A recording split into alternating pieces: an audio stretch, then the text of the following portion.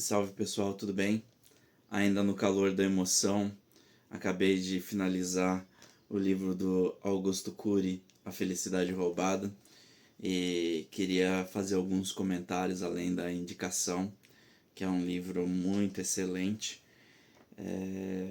O momento que nós vivemos no mundo é um momento em que todos os pensamentos e todas as atividades intelectuais elas passam por uma crise de emoção, de entendimento profundo da sua serventia e do seu prazo de validade. Foi um livro que mexeu muito comigo porque tem dois personagens importantes que no começo do livro um menino chamado Lucas, de poucos anos, que sofre um acidente e o pai é um grande advogado e Dr. Salomão, que está acostumado a enfrentar o Supremo Tribunal Federal e dar ordens em deputados e presidentes de empresa, uma pessoa acostumada a lidar com esse ambiente e com a força e com a arrogância que isso exige também, né? E que acaba provocando um acidente sem querer com o seu filho. Não me lembro agora, está no começo do livro, mas acho que ele, se eu não me engano, ele tinha 7 ou 8 anos. Né? E esse menino acaba sofrendo um atropelamento e vai para o hospital. E toda a força e todo o poder do Dr. Salomão se vêem reduzidos a nada. Tá?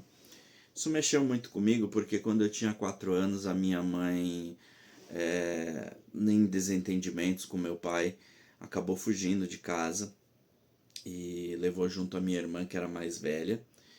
E como eu tinha uma relação muito forte com meu pai era muito apegado a mim, ela não teve coragem de me levar e deixou com meu pai. Eu tinha 4 anos e isso provavelmente deve ter durado aí 30 dias, mais ou menos.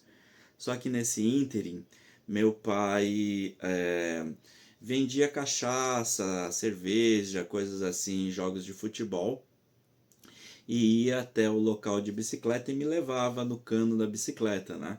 E na volta de uma dessas partidas de futebol, ele acabou sofrendo um acidente, nós fomos atropelados por uma moto e a bolsa voou e que quebrou as garrafas e eu caí de cara nessas garrafas, por isso que eu sou bonito desse jeito, né? Mas levei 12 pontos na testa com 4 anos e foi uma situação bastante traumática, né? Inclusive por não ter minha mãe ali na situação, né? Então foi um momento bastante difícil assim de lembrar, inclusive. E aí o Dr. Salomão, ele entra no hospital desesperado, né? Todo aquele poder, todo aquele dinheiro, tudo aquilo que ele tinha naquele momento não serviam para nada. E o médico que acaba atendendo o filho dele, o Dr. Alain, é um neurocirurgião muito famoso, respeitado, um workaholic, uma pessoa muito ocupada também. Mas ele abandona uma conferência, sentindo a dor e a força do pedido do Dr. Salomão, ele abandona uma conferência e vai cuidar do filho dele. É uma cirurgia bastante complicada e que leva muitas horas, e ele consegue salvar o menino. E aí o livro envereda pela vida do Dr. Alain, que na verdade é o personagem principal do livro, né?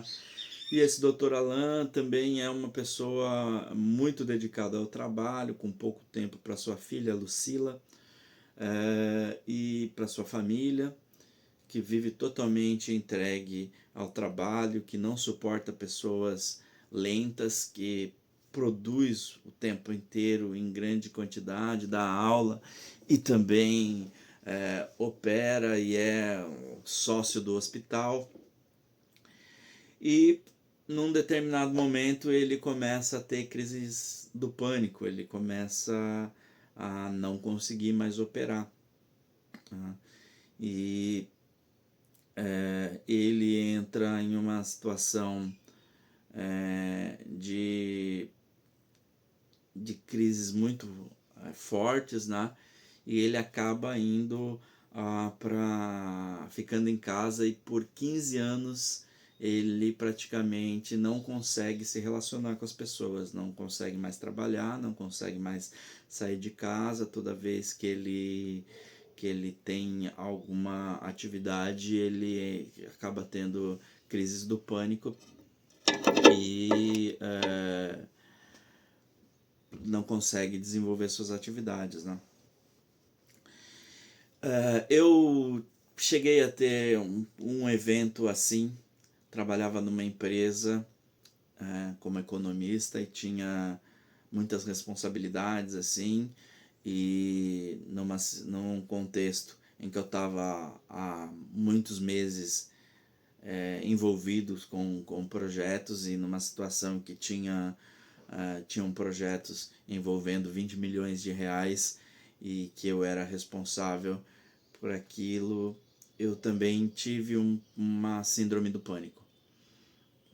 Minha filha pequena, eu tendo que ficar a semana toda longe de casa, sem poder ter contato com ela, chorando todos os dias de saudade e tendo que gerenciar muitas crises, porque a gente não conseguia chegar num contexto de resolução final do projeto, muitas mudanças, vários dirigentes diferentes, de grupos diferentes envolvidos dentro do projeto, cada um passando orientações diferentes, todo mundo muito tenso com os prazos, né?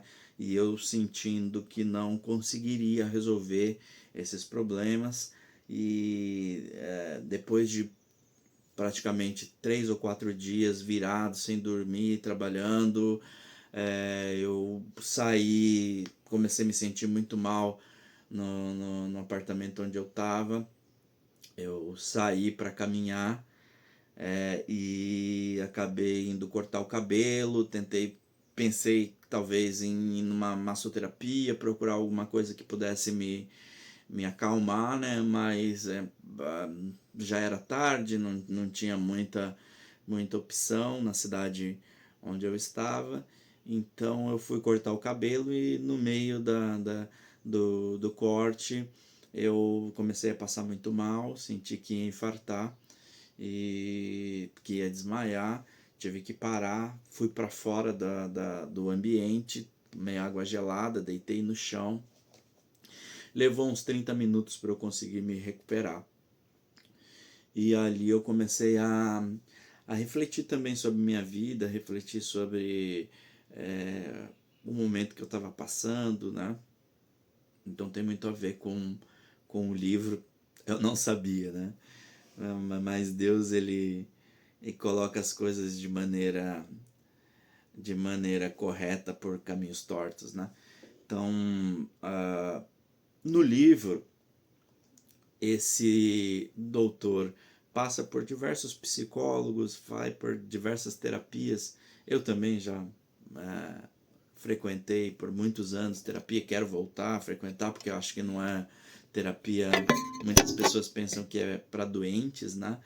E na verdade não, eu acho que a terapia, ela é um locus onde você pode se aprofundar em você mesmo. A nossa mente é um mundo, um universo, e raramente a gente para pensar em nós mesmos e nos questionarmos sobre as coisas, né? Muitas vezes a gente acaba fazendo isso no ombro de um amigo ou num bar, né? E não é o local mais adequado para isso, né? nem os amigos estão preparados para lidar com esse tipo de situação, e os conselhos podem não ser os melhores também, e nem você também está num ambiente onde você possa ser bem orientado no caminho da sua investigação, da sua autoinvestigação, né? Então eu gosto muito de terapia, acho que eu fiz mais de 10 anos de terapia, né? Então, com 23 anos eu tive um câncer, depois eu tive metástase, tive que conviver com isso, lidar com essa situação, uma situação difícil, né? E a terapia me ajudou muito, né? Então, voltando para o livro, no caso do Dr. Alan, ele também passou por diversas terapias, ele não se conectou com nenhum terapeuta, ele não confiou em ninguém, ele era um homem de uma cultura muito vasta, de um conhecimento muito profundo, então isso dificultava que ele se abrisse, se entregasse ou aprendesse até com outras pessoas, né? A autossuficiência também é uma porta fechada para novas estruturas, novas compreensões, né? Mas chega num determinado momento, ele acaba tendo uma sessão terapêutica com um terapeuta que consegue se conectar com ele, e eles passam a uma rotina de consultório, enfrentam várias crises também, diversas vezes ele abandona o tratamento, mas volta, mas ele, num determinado momento, aprende a gerenciar suas emoções.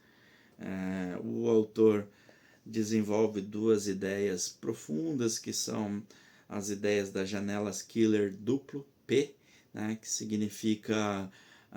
ele constrói uma ideia de que a gente tem uma memória existencial, ME, né, que é uma memória longuíssima de tudo aquilo que a gente vivenciou desde a fase uterina, isso está armazenado na nossa mente, e tem uma segunda memória que seria uma memória contínua, que essa responde por aquelas coisas práticas que a gente tem que utilizar no nosso dia a dia, né?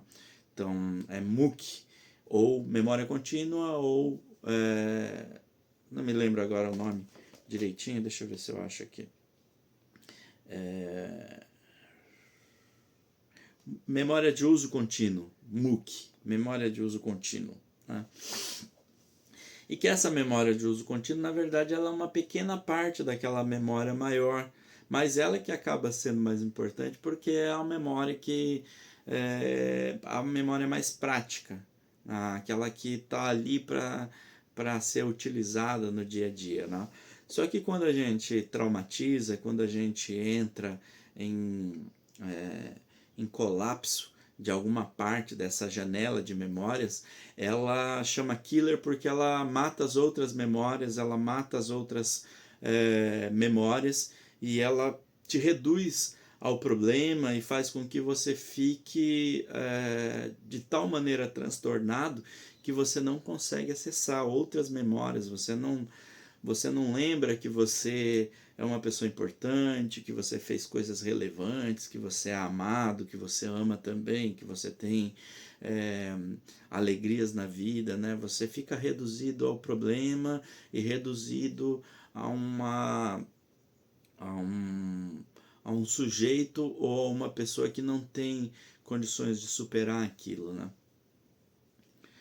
E ao entender isso, né, ao compreender isso, ele tem um estalo e ele começa a acessar também, através da terapia, ferramentas para gerenciar essas emoções, né?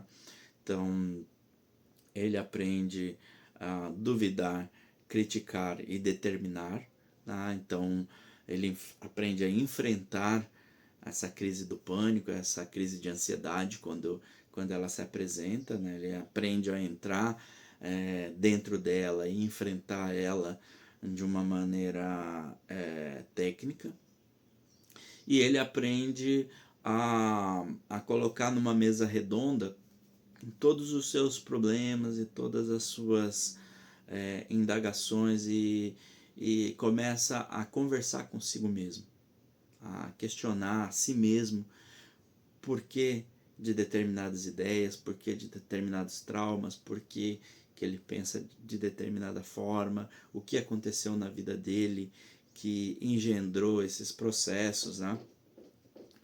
E aí ele aprende a administrar isso e depois de 15 anos ele volta a ter uma relação saudável com sua esposa, com a sua filha, e ele volta a trabalhar e clinicar e é, é um momento muito emocionante quando ele, depois de ter já praticamente se aposentado, ele volta à sua atividade profissional, se sentindo útil e podendo ser feliz, né? Entregar para a sociedade e para a vida aquilo que de melhor ele sabia fazer e ser feliz com isso, né? Então, é um livro que eu queria recomendar para vocês, Augusto Cury. Eu sou muito fã do Augusto Cury e acredito que são grandes ensinamentos. É uma história inspirada numa história real, né? Então, são histórias que acontecem todos os dias, o tempo todo, né? Nós somos atualmente envoltos em uma sociedade que tem muitas exigências, muita sujeira, tá? Muita pornografia, muita distorção de valores, objetivos, os objetivos da nossa vida muitas vezes são empurrados para coisas medíocres, né? Nós deixamos de acessar coisas elevadas, né? Nós abandonamos a espiritualidade e trocamos essa espiritualidade por um materialismo sujo, um materialismo pobre, miserável, em que as músicas e os estímulos, os filmes e as coisas que estão sendo vendidas e que nós absorvemos o tempo todo são coisas que não ajudam a humanidade e as pessoas a se elevarem, a buscarem valores mais profundos, a serem generosas, a terem solidariedade, a cooperarem entre si.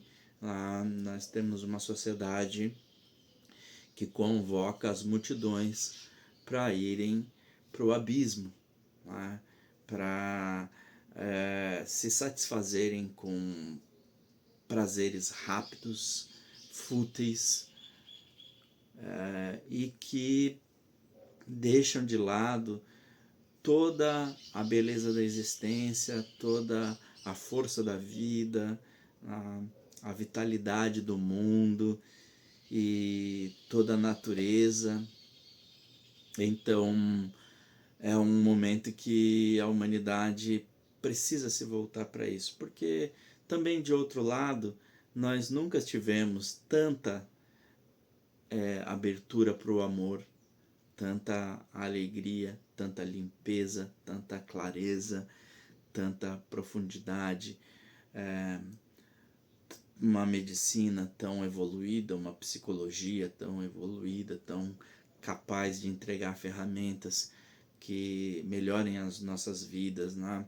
Nunca nós tivemos uma riqueza global tão compartilhada e tão dividida.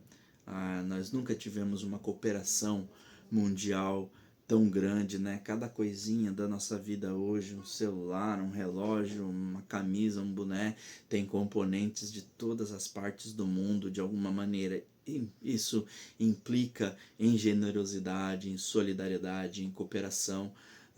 Então nós temos muitas coisas boas para se conectar e para fazer da nossa vida algo sentimentalmente evoluído, profundo e melhor. Então, queria deixar essa dica para vocês, Augusto Cury, Felicidade Roubada. Excelente livro aí para quem deseja evolução.